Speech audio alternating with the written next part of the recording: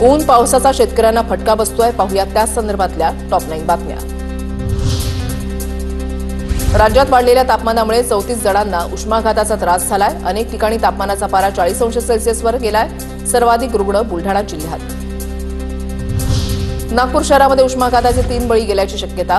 शहरातील विविध भागामध्ये मागील 2 दिवसांमध्ये मृतदेह आढळले, तर एका अनोळखी व्यक्तीचा उपचारादरम्यान मृत्यू। शवविच्छेदन अहवालातून मृत्यूचं कारण स्पष्ट होणार। नागपूरसह विदर्भामध्ये उन्हाचा पारा पुन्हा वाढला। नागपुरातील आजचं तापमान 42 अंशांवर। दुपारच्या वेळेला शहरातील सिग्नल यंत्रणा बंद ठेवण्याचा निर्णय। मराठवाड्यामध्ये दुष्काळाची दाहकता, पाणीसाठ्यामध्ये झपाट्यानं घट। अल्प पाणीसाठ्याची पक्ष्यांना सुद्धा झळ।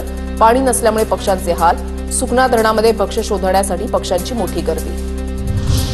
येवल्यामध्ये अवकाळी पावसाची हजेरी। नांदुरगावमध्ये अवकाळी पाऊस आणि गारपीट। काढणीला आलेल्या शेती पिकांना फटका बसण्याची भीती। अमरावती जिल्ह्यामध्ये वादळी वाऱ्यासह गारांचा जोरदार पाऊस। आंबा, संत्रा, कांदा पिकाला फटका। शेतकऱ्यांचं मोठं नुकसान। जळगावच्या रावेरमध्ये अवकाळी पावसासह गारपीट। अवकाळी पावसामुळे शेती पिकांना मोठा फटका। जालना जिल्ह्याला येलो अलर्ट जारी। जिल्ह्यामध्ये तुरळक ठिकाणी विजेच्या कडकडाटासह पावसाची शक्यता। मागील आठवड्यामध्ये अनेक भागात अवकाळी पाऊस। गोंदियाच्या अर्जुनी मोरगाव तालुक्यामध्ये वादळी वाऱ्यामुळे मका पीक जमीनदोस्त। शेतकऱ्यांचं लाखोंचं नुकसान भरपाई देण्याची मागणी।